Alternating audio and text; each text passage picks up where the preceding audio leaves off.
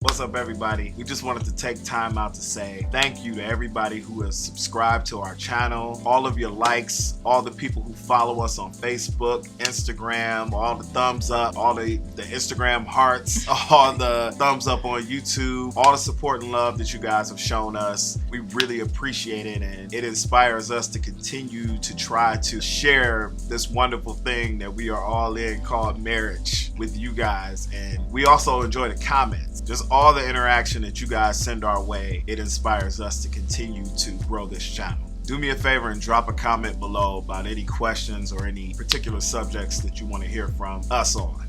All right, let's get into this video. What is that? I don't know. So as you guys know, we just recently celebrated 16 years of marriage. And so we thought a cool thing to do would be to reflect on our 16 years of marriage. So we prepared a few questions that we're going to ask each other and both answer to give you some insight on our view, zoomed out now 16 years later. So me first. Mr. Jackson, would you have thought that we would have made it this far? Yes, I would. I knew when we got together, really got together, that what we had was special. And I remember telling you things like we had a storybook love or a love for the ages.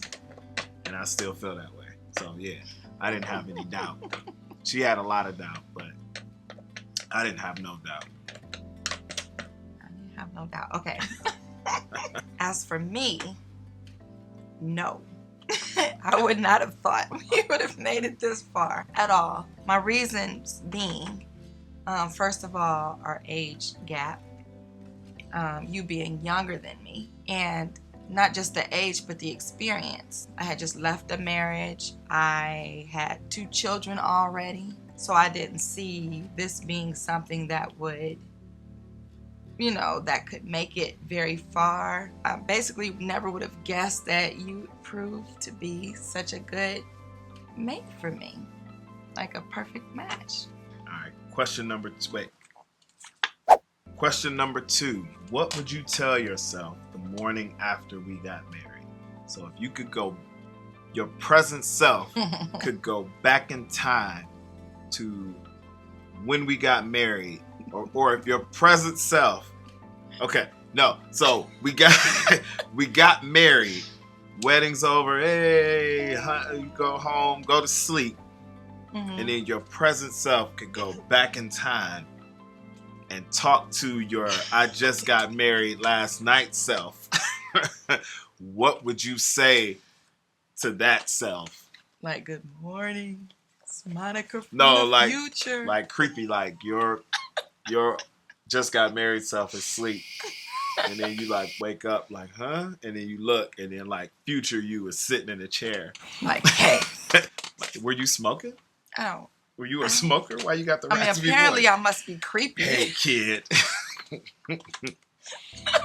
But what would you say to yourself? So I've thought of this, and what I've come up with is that I would tell myself nothing, because I think I'd louse it all up. I'd mess it up. I feel like there's method to the madness, if I could say that, for the different things that we've gone through and we've gotten here. And I like here. Here's good. Here's not perfect, but here is good. And we're moving in the right direction. You believe in the Avengers, like if you take one time stone out, you... Yes. Remove one of the stones, and that close splits. Yes, I do. So I feel like I wouldn't be who I am today without going through all of the things that I've gone through. So I feel like you remove something from the equation and this me no longer exists. I'd be someone else. I'm not sure who that would be. Not sure would that be for the better or for the worse. So I go with this me. So I'm gonna say I would tell myself that you were in it for the long haul. I think it took a while for that to really like resonate with me, that you were all in. I had never had a relationship like this, never been married before. I don't come from, a background where it's like marriage is permanent. For me, I think that you were in it for the long haul. What do you Wait, can I ask a follow-up question? What do you think might have changed, like in you, had you been sure of that? I don't know. That's a good question. It went a long way when I realized that was a reality. That was true. Next question. Oh, right. I was about to pitch it. Okay. What benefits have you gained through this specific relationship? Not other relationships. This one. One of them would be family. I think that, my family is pretty small. So marrying into Monica's family increased my family drastically. Gave me a bunch of sisters, because you ain't got no brothers. We all are pretty close and do a lot of life together, and nephews, and all types of stuff. So I think family was a big one. And the other one would be a better understanding of myself. I think you are a good sparring partner for me for marriage. I think that you're not too easy on me and not too hard on me, but you challenge me in the right ways. And you help me in my own life discover more about who I am, my makeup, the rhyme and reason to the madness that's in my head. Aw, okay. So for me, so mine is two-part as well. And the first part is like you. I've learned a lot about myself. We have our late night talks and we go on and on and on. I just, here in this relationship, I felt comfortable to express myself. And as I've been able to do that and really talk about what's really going on inside of me, I've understood stuff. It's something about saying things out loud to you, saying emphatically what I'm feeling, what I'm thinking, what I'm going through. That just helps me process. So I have learned a lot about myself. And then because you're so different, there's all of a sudden it's oh, this isn't necessarily normal. Good contrast, yeah. Right. But another thing I feel is that I've learned to love on a higher or deeper level mostly because of the way that you have loved me.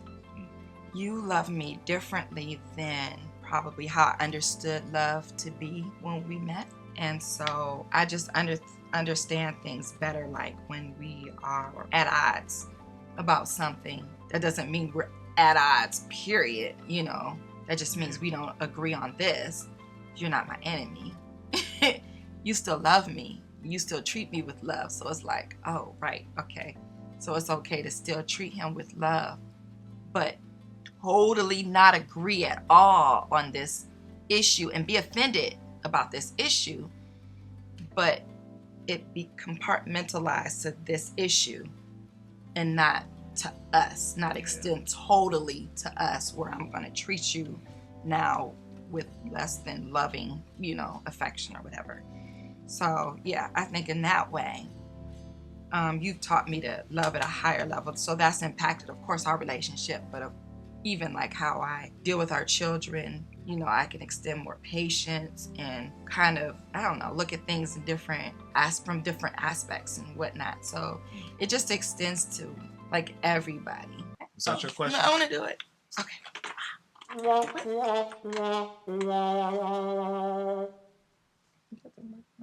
Last question. What advice would you give to a newlywed couple? So somebody just got married. Go. Okay, I would say don't avoid conflict. Conflict is very uncomfortable for a lot of us. Some people seem to run towards it. I don't know. That's what it looks like to me. Maybe somebody can tell me what's really going on with the people that's conflict is very uncomfortable. But in the marriage relationship, if you stick with it and if you are willing to go through it, there's a lot of beauty on the other side. There's a lot of growth in the relationship on the other side. So yeah, I'd say don't run from conflict and be willing to go through it, because it's worth it. Once you fix it, get it together, you come to a better understanding of one another and even a better or greater appreciation of one another. You know better how to treat and to love one another. So like you're getting better at being a wife or husband, and then your wife or husband is better at treating you, and it's just all good for everybody. I would say fight for your marriage. Like she said, in the tough times when you're going through a lot of arguing, knockdown, drag out, don't seem like it's no hope, dark hole, she driving you crazy. No, I'm just playing. When you're going through a lot of the tough stuff, to fight for your marriage, on the inside and on the outside. On the inside, when you're going through the tough stuff with your spouse. On the outside, protect your marriage, make it priority number one. A lot of people from the outside are going to try to get in and do some things, but you guys have to be united and you have to fight for your spouse, even if they're getting on your nerves sometimes, or you don't agree on something and your family is agreeing with you, you know, or her family's agreeing with her.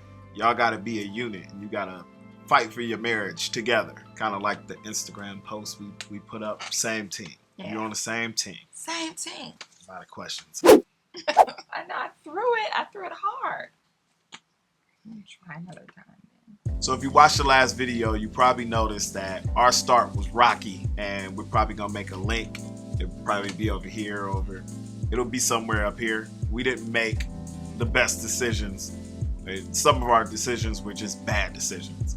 So if you are watching this video, you find yourself in a marriage and you did not have the best start. You started off making some bad decisions, or if you made a bad decision today, it's okay. Every day is a new day. You can always start again. The important part is you stick together, and that if you apply godly wisdom to your marriage, if you apply the principles that God has laid out, His design for marriage, it really does work. Not saying that, you know, you throw caution to the wind if you're somebody that's single and thinking about getting married, that it's okay to make bad decisions. We are not here saying that that's a good thing or that's the way you should go about it. You definitely want to start off on the best footing possible. But in case you did not make every decision right, it's okay. Don't fall into that rut of fear of doing everything right. Fear of not doing everything. Fear of not doing everything right. Don't fall into that rut and let that take you to a place where you almost feel that it's doomed because you didn't do it right, or that God has now damned your marriage because you started off on the wrong foot. Every day is a new day, is a new opportunity to make your marriage as perfect as your marriage can be. And I say as your marriage can be because your perfect marriage is not going to look like anybody else's perfect marriage. But every day and every decision that you make, you get the opportunity to improve your marriage. It's almost like the line that my wife stole from Creed about one step, one punch, one round at a time, something like that. That's how it is with your marriage. That's how it is in your relationship. You take it one day, one choice, one decision, one argument at a time. So thanks for watching this video. And if you liked it, hit the like button. And if you're not already subscribed, subscribe and tell a friend to subscribe too. We'll see you on the next one. Laters.